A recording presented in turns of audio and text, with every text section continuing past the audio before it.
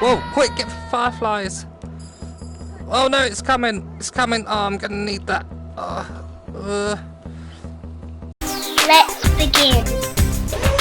Carly and the Reaperman is a puzzle platformer. Carly handles the platforming side of the game, and the Reaper handles the physics-based puzzles. The game can be played with 1 or 2 players. When played solo, the player takes control of both Carly and the Reaper by using the DualShock controller, and when the game is played in co-op, the VR player takes control of the Reaper with 2 move controllers, and the second player takes control of Carly with the DualShock, and guides her around each level by watching the TV. The game becomes much easier when played in co-op, as the controls in single player can be a bit fiddly. Instead of having free movement of both hands with the move controllers, like you do in co-op, your skeleton hands will be fixed to the DualShock's position in solo. There is so many puzzles in the game that require quick movements from both Carly and the Reaperman, so when you must do them both yourself, it becomes a tricky process. It's certainly doable, but difficulty spikes do appear all over the place. This is a game that has been mainly designed around co-op play in mind.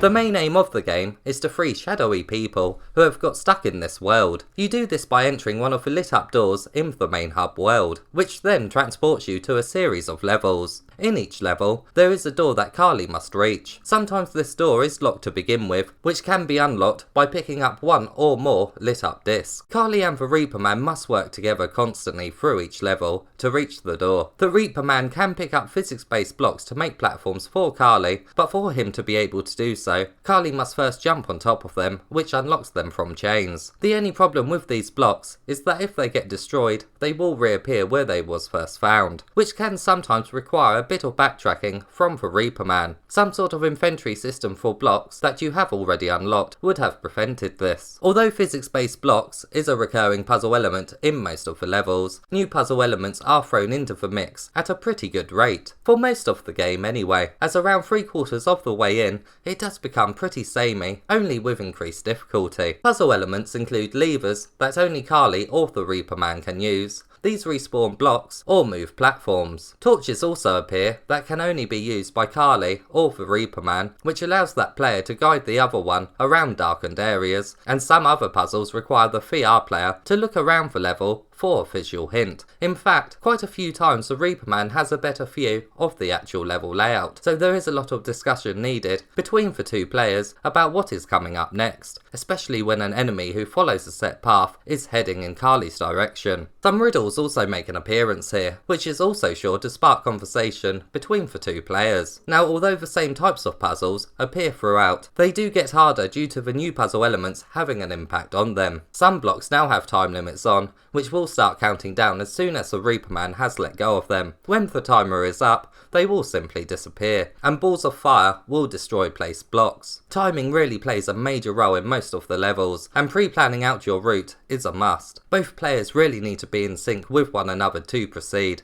and when you reach one of the many checkpoints, you both really do let out a sigh of relief. Working out the solutions to the puzzles and then actually performing the required actions is a lot of fun, and is engaging for both players in co-op, as they have equally important roles to play. The platforming side of the game does have a downside though, which is Carly's respawn time. If Carly falls off the edge of a platform or dies due to one of the game's hazards, it can take quite a few seconds for her to appear again on a checkpoint. It's not a massively long respawn time, but considering this game does contain a lot of trial and error, the waiting around does become quite noticeable, and is even more annoying in the levels where you are basically on a time limit, as they have Carly running away from something massive. These are intense, as they require quick thinking, but are also one of the harder things to get through if you are playing solo. The graphics in this game are very good, and the picture quality is sharp. The main hub world and each level leading up to a shadowy figure who is in need of some help do contain the most detail and unique looking setting though. These places just visually encourage the VR player to explore and look around so much more than for normal levels. The visuals in the normal levels do look more like bonus levels that you would find in a 3D Mario game, as they only really contain platforms that are necessary for reaching the end of a level. It's not a massive issue, but having the same amazing detail throughout the levels really could have elevated the game, as it's always fun to look down on a small toy-like world in VR, and unfortunately, some levels here do just look a bit plain.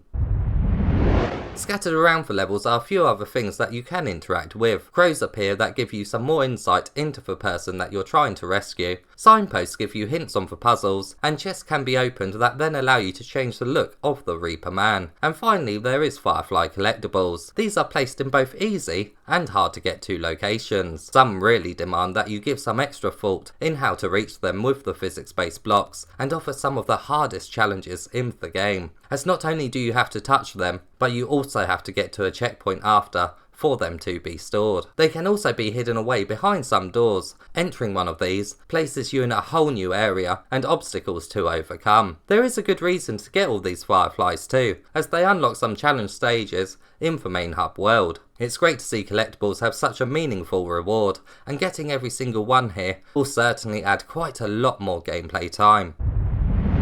There is over 50 levels to complete, but I'm not 100% sure of my completion time, as I had issues whilst recording for footage. Some parts of my gameplay were missing. I would guess that it took me around 6 hours to beat, but if you're aiming to get every firefly in the game, this time will be greatly increased. Trophy wise, it's an easy list to cover, but it will certainly be a challenge to complete. You basically have to collect all the fireflies and complete every level in the game, including the challenge stages. This will reward you with a platinum trophy. Overall, it's a great list, simply because of the extra difficulty that comes with getting all the fireflies.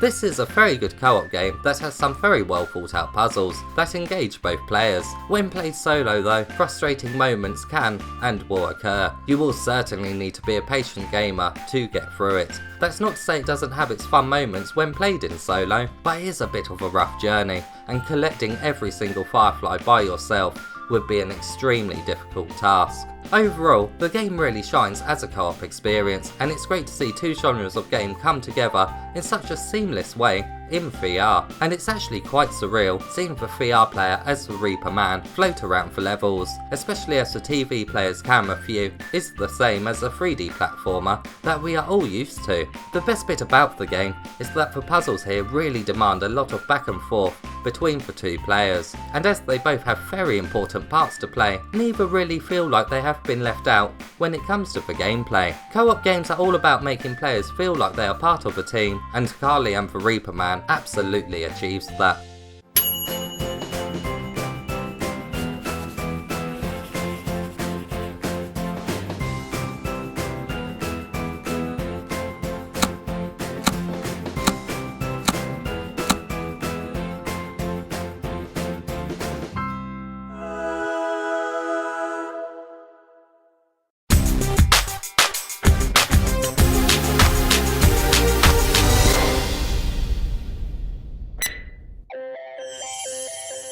This really is a great co-op game, but if you're thinking about heading into it solo, just expect a bit of a rough journey. As always, if you found this review helpful, please give it a thumbs up and subscribe for more PSVR content.